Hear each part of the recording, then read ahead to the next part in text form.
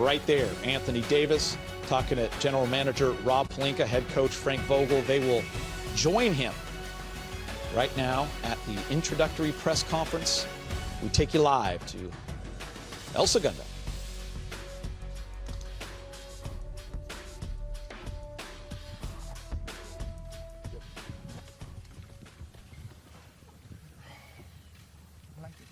Welcome, everyone.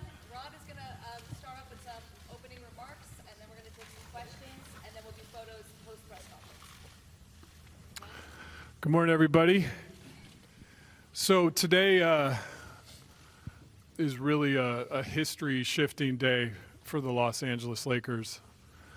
And I think anytime you have a landmark event where you have an opportunity to introduce the most dominant young basketball player in the world as a member of the Los Angeles Lakers, you have a lot of people to thank as part of the journey in getting here. So I just wanted to start today really with the gratitude and thanking the people behind this, starting with Jeannie Buss, our leader.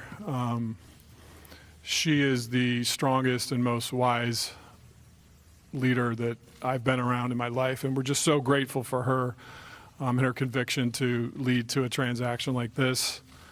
I want to thank Tim Harris for just the integrity he brings to always thinking about the Lakers brand and making sure we do things to uphold that integrity. I'd also like to thank, got a list of people here, so I want to thank Magic too, just for the goal he set for this franchise about 2 years ago, to getting to a place where we had 2 superstars on our roster. And I think that box is checked today with 2 of the top 5 players in all of basketball on our Los Angeles Lakers roster.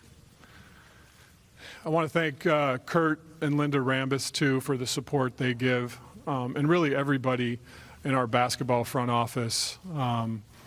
It's been great working together around a transaction like this. I had lunch about 3 months ago with Johnny Buss, and it was a special moment. He had called me out of the blue to get together and just shared a whole bunch of things about the pillars of the Buss family and what the Lakers franchise stands for. And that was a key moment for me in getting to today as well, so I wanted to thank him.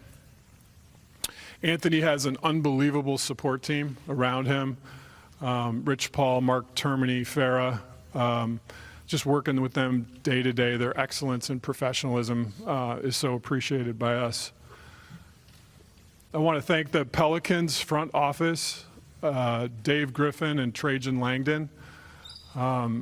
You know, relationships in this business are everything, and I had an opportunity when I was a player representative to have multiple dealings with Dave Griffin when he was with the Cavaliers. Players I represented like Channing Frye and Dion Waiters were on his team. He carries himself with the utmost professionalism, and I want to thank him for how he handled the dealings. And then Trajan Langdon, their general manager, I co-represented him with Arn Tellem when I was an agent. And again, just the relationship fabric there, I think, helped work through the complications of any transaction for a superstar. I wanted to thank both those guys. And I guess lastly, I want to thank Lonzo Ball and Brandon Ingram and Josh Hart. Anytime in this business you make a trade for extraordinary value, you have to give up extraordinary value, and that's how we feel about those 3 players, and we certainly wish them all the best of luck. So thanks for allowing me the time to thank all those people. What we think about Anthony Davis is this: there is no more complete basketball player in the game. There is nothing he can't do. He can shoot, he can make plays, he can defend 1 to 5, he can protect the rim, he can handle the ball. His dedication to his craft is unparalleled. And to sit here next to him and think he's going to be on our team and he's going to be a pillar in this franchise for many years is just something we're incredibly proud of. Not just for what he brings as a basketball player, but who he is as a person. He's a person of excellence, and he's a person that carries himself in a way where actions speak louder than words. His craft is on the court and dominance on the court. he's not out talking a lot. You don't see him talking much in games or really, talking about himself. He just does it with his work. And that's at the core of how we want this team to be this season. And so it's not only his basketball skills, but who he is as a person that makes us so proud today to introduce Anthony Davis as a member of the Los Angeles Lakers.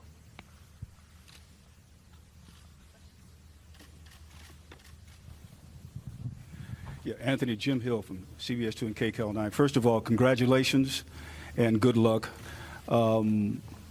Seems like we've been talking about you coming here for months and months now. How relieved are you that it is finally over? And what was the most difficult part of this process for you? Thank you. I think the most difficult part for me was just not knowing, the unknown. It was whether, I get traded or whether, I go back to New Orleans. So I think the unknown was just the most difficult for me. And then when, it was announced that I was being traded, I won't say it was a sign of relief. It was just, something that, that I've thought about for a long time. Obviously, it was tough for me to, leave a city that I've been playing for 7 years, but I think it was, best for me, and I think it was my time. But when I found out I was getting traded to the Lakers, I realized it was an unbelievable opportunity for me to be here with a wonderful organization, and then get to play alongside, LeBron, and obviously now the players that we have now. But back then, before, it was really just LeBron here. And so, to get the opportunity to do that, and come here and play for an organization that's all about winning. Forget winning championships, and that's the only goal. I think that was the biggest thing for me, just the relief there of not knowing the unknown anymore and knowing where I was going to be next season.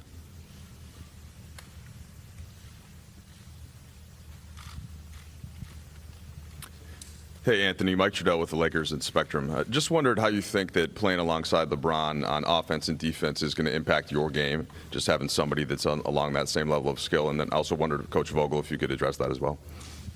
The things he do on the floor is pretty amazing. You see it on TV, and you're a fan. When you're a fan of the game, you watch it a lot. And I never really had a chance to experience, playing alongside him. 2012 Olympics, I didn't play as much. I was like the towel guy, just waving towels.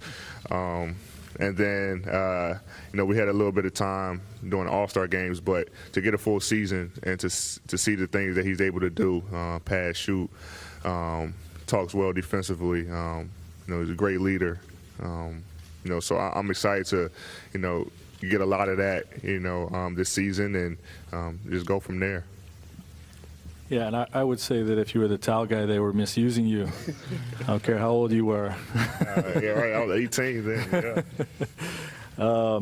In terms of the two of them complementing each other, both are guys that are going to command double teams in any action that you put them in. They're going to draw a lot of attention. So to have a second star to be the counterpunch to each other is really just going to, have the two of them complement each other.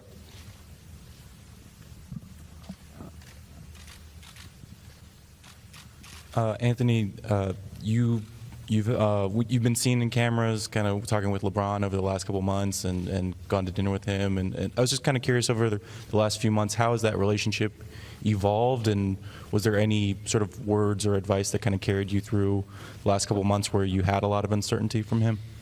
No, I mean, a lot of people before the trade happened, speculated I was coming to the Lakers just because we had dinner. Me and LeBron are close friends, and a lot of people and players in the league are really close with each other off the court. And obviously, if I live here in the summer and he's available, we players tend to go to dinner, and so it was a lot of speculation there. But when it happened, obviously we were both excited, and we haven't really talked much about the team as much. But I know, it's definitely going to get talked about and try to do whatever we can possible to make this team, a championship team next season. Well, this season. Hey, Anthony. Dave McMenamin, ESPN. With all the moves that have happened since you've been traded to the Lakers, it seems like the league is in an arms race. How do you stack up your team against what everything's happening in the league right now? It's going to be fun. It's going to be fun for sure. I'm excited about it. I think the league has grown. I think it's better. All the players, teaming up and kind of spreading that talent throughout the league. It's going to be a fun season. I like our roster. I like every player that we have. From 1 through 15, well 14, 1 through 14. So I'm excited about it, and I'll put our roster up against anybody. I feel like that, in the 7-game series, that we'll come out victorious.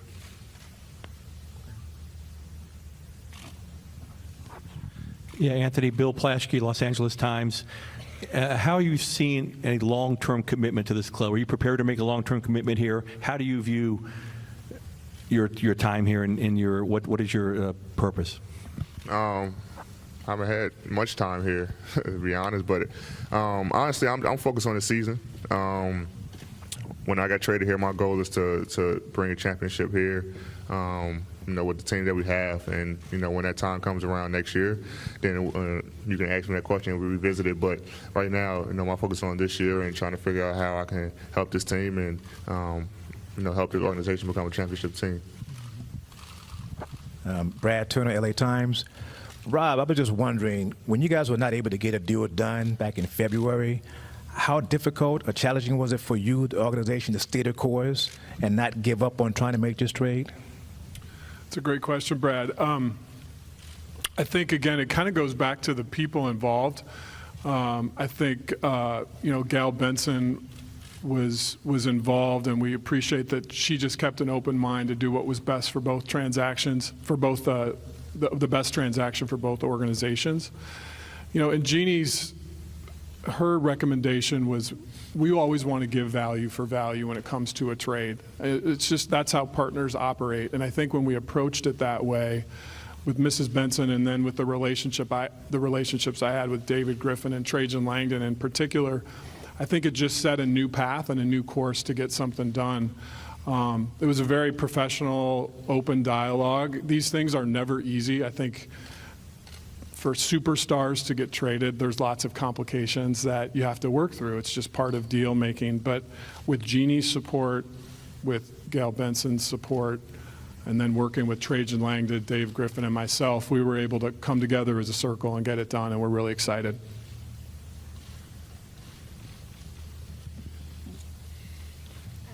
Tanya Ganguly from the LA Times.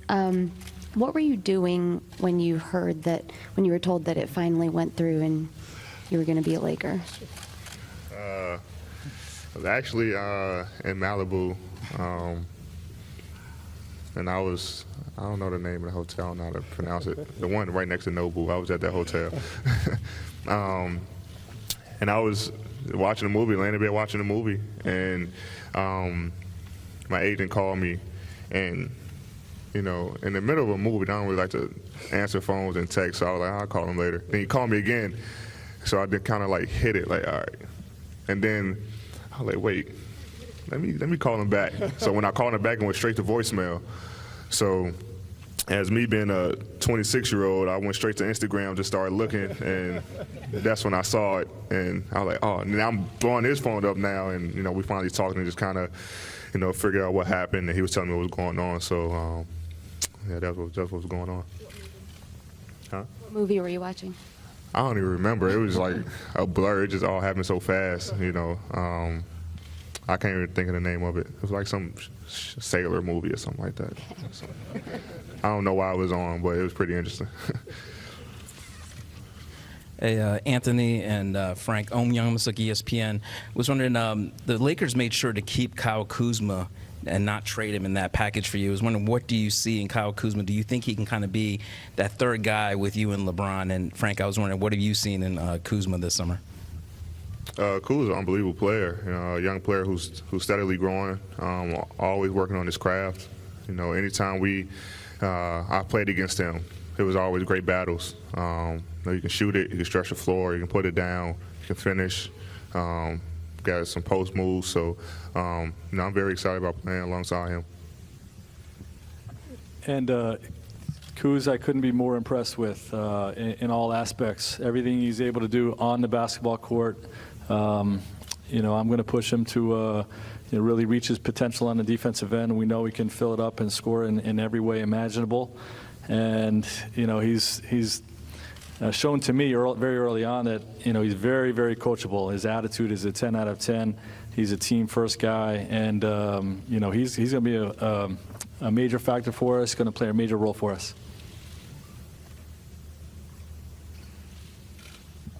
Anthony, ESPN LA and The Athletic, Andy Kamenetsky. I was wondering if you and LeBron have either talked about or if you've just started imagining the leadership dynamic between you guys and how you think it's going to play out as you guys lead this team. No, we haven't talked about it, but I think that's something that just happens natural. I don't think you talk about, I'm going to be a leader, you're going to be a leader. I think it just happens. And it can happen, not just me and LeBron, it can happen with anybody. I think any player on a team, can step up and say whatever to another player, coach, whatever, if we're all family trying to reach the same goal. Guys are going to challenge each other. There's going to be times where LeBron challenges me, I challenge him, and, so on and so forth with the rest of the players on the team. But it just doesn't have to be, Rondo's an excellent leader. So you have other guys on the team who can lead as well. And I think, 1 through, 14, guys are, more than welcome to challenge other players and to better the team.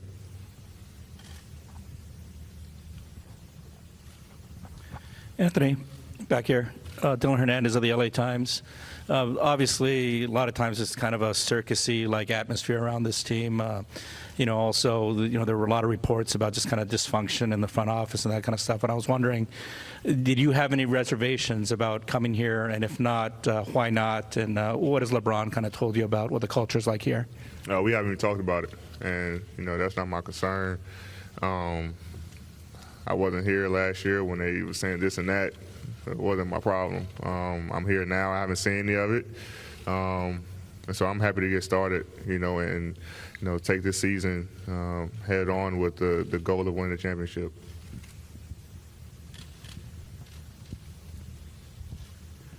Kyle Goon, Orange County Register. Anthony, what went into the decision to waive your trade kicker? Obviously, anytime you're able to acquire a player like Kawhi, I think you have to do almost everything to, get a guy like that. Obviously, it didn't work out for us, but, I still wanted to make sure I did whatever to help the team. And, that $4 million was to, add more money to a player's contract that they wanted, or get another guy, then by all means, I was willing to do that, and I think we did a great job of using that, throughout the entire team. I'll just add to that. I mean, it was an incredibly team-focused, sacrificial move by Anthony. But and I alluded to this yesterday on the conference call, when he made that move, we had the space that we had. He can attest to this, but he and I and LeBron talked so much about, hey, how do we want to optimize that space? And we saw there were sort of two routes to do it. One is to get a third star, but the other is to take that depth route and build a really deep, versatile roster. And I think the collaboration, I mean, how many calls did we have between me, you, and LeBron? Every day, on the hour. Yeah, on the hour, just making sure that when he made that sacrifice, that really every dollar would be used in a way that he felt good about. And so I think that was a great process. Anthony, just a kind of a side-like question because it got some attention. You announced on Instagram last night. Can you take us through thinking you're going to wear number 23 this year, and now you're going to be wearing number 3? Yeah. That was pretty hurtful, to be honest. They sent me a list of numbers, and I didn't know what to choose. None of them looked right, so went on like 2K and like put all the numbers on my name. But obviously, we have rules, and the rule is, I think by March, whatever, 15th or something like that, that you have to make a request to change your number. So it is what it is. But the first number that I ever wore was number 3, and I put another picture on Instagram today of me wearing that number when I was like in 7th grade. So when I saw the number was available, kind of just wanted to take it all the way back to where it first started and put that number back on. Anthony, I was wondering, your teammates again with DeMarcus Cousins, and he was saying the other day that you guys never wanted that to end when you did get to play together. What was it? What did you learn about him being his teammate the last time you were? Obviously, before he came to New Orleans, I knew him off the floor, very well, and then on the floor, all the media attention he got for being, emotional. I didn't really see that. Me and him are really close, and I kind of told him before, like, we got one goal, so it kind of, he understood, and I think when you're in a situation like this, and obviously last year, it was rarely talked about him being emotional, and when you come to another situation like this, it's not going. I don't think it's going to be a problem at all because we have one goal, and it's to win. And I loved playing with DeMarcus. Obviously, we didn't want it to end, but obviously he had to move on and do what's best for him and his family. And now we got the opportunity to, reunite in a great situation. So I'm excited about that. So those of us on the TV and radio side, we talk a lot about the player empowerment era. Do you have a sense of where your role is now in this decision, this idea of player empowerment and deciding your own destiny? I just wanted to take control of my career. It was always, people kind of telling me, no, we need to do this, we need to do that, you need to do this. And I just kind of go with it. I was, young, and I was like, okay, I feel like this person has the best interest for me, whatever. And then as I started getting older, started getting more experience, I was like, I don't want to do that.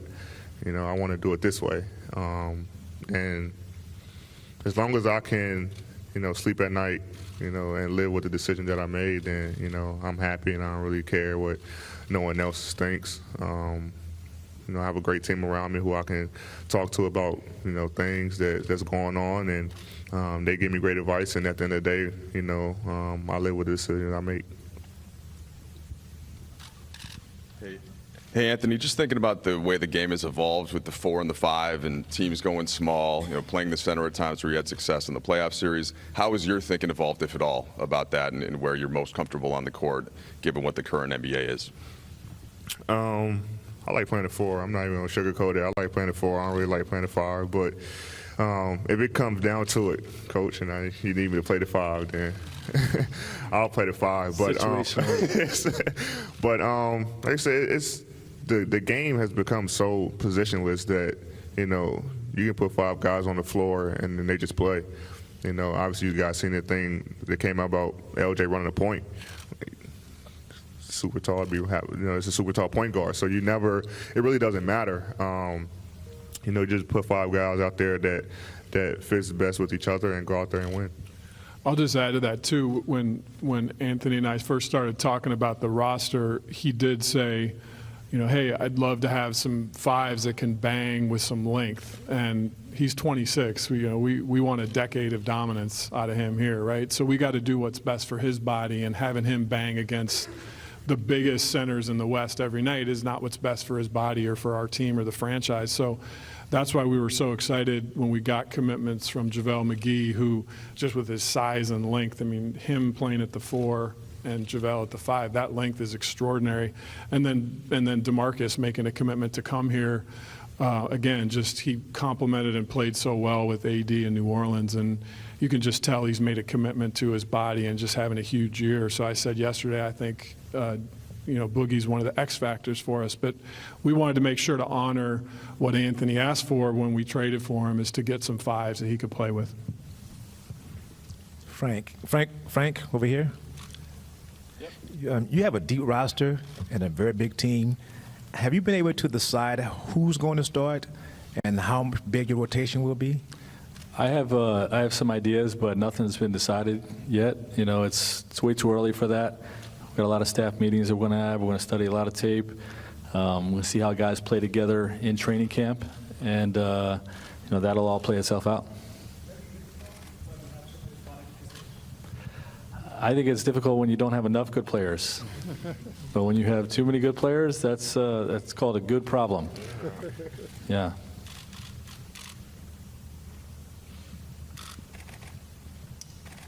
Anthony, Dan Wecke with the Los Angeles Times. You mentioned kind of the conversations you had with Rob. What are the, outside of LeBron, what are the right kind of players to put around you that optimize what you do most when you have these kind of conversations? You mentioned the bigs. What do you want out of players, out of teammates? There's guys who just want to win. No egos, guys who just all in with the team. Obviously, one of the things that we talked about, was the bigs and also a lot of shooters. Just knowing that, guys going to be coming defensively, double teaming, triple teaming, whatever. And now they have to be hesitant about that when you have shooters on the floor. And then on the defensive end, obviously, I think I can guard anybody, but like Rob said, we want to be smart about the situation too. It's a long season, so having guys like JaVale and DeMarcus alongside me in the front court was definitely a thing that we needed to attack as well. Last two questions, please. Hey, Anthony Ohm again. Was wondering, with the way the league is heading, teams and medical staffs and players are very concerned about their health, and load management has kind of become this thing. I was wondering, what do you think as a young star about load management, and how do you think it will apply to you? I'm playing. I'm 26 years old, and I love the game of basketball. I'm ready to play.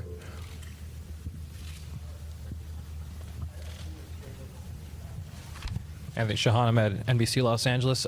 What's been your impression of the fans and the city since you've come here, and what's been the reaction? And also, whether or not it's true, the impression was that you wanted to come to Los Angeles in particular. What played into that? I haven't had much interactions with the fan, but I know when the trade first happened, they put a mural up of me, so I thought that was pretty cool. And then they had some fans outside when I pulled up. But anytime, the Lakers came to New Orleans, it was like New Orleans fans, but it was all Lakers, So I know their fan base is, pretty crazy, and they travel heavy. So I'm excited about that. And the only thing that I can't get used to is this traffic. It's like unbelievable. But other than that, everything, I love LA. Like I said, I live here in the summertime, so this was definitely a place that I'm familiar with, and like I said, I'm excited to get the season started. So just to close before we get the jersey shot with Allison, I think the thing that the front office is most proud of is, with our two superstars in LeBron and AD, they're both incredibly selfless people that are all about the team and team first mentality. And I remember the first day that Anthony came into the facility, Jeannie and I, we were, talking about how grateful he was. He was just walking around looking at this amazing facility, the showers, where the players eat, and you could just see his appreciation and his gratitude for a place like this. And that's what we want to be identified as, is just a team first mindset, mentality, guys that sacrifice for the betterment of the team, guys that are grateful and appreciate things in life. And we think LeBron and AD and the rest of the roster really stand for that. So thanks for coming today. We'll allow you guys to get the picture now.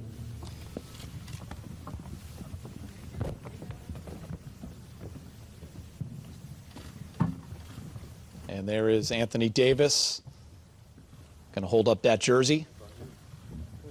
As he mentioned, he kind of had to pick a number, Brez, and there it is, number 3. Yep, the NBA's got rules. They don't like you to switch jerseys right before they start printing new ones for the upcoming season. Next year, though, he can get it done. I thought there were some pretty good moments here. Rob Pelinka starting it off by saying it's a history-shifting type of acquisition for the Lakers. AD eventually saying, when he was asked, what does he think of the roster? He said, I'll put our roster up against anybody. I feel like in a 7-game series, we'd come out victorious. So AD very, very excited about being a Laker and about his new teammates, including playing with LeBron.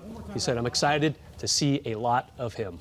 Anthony Davis officially introduced as a member of the Purple and Gold. We'll have more reaction coming up next.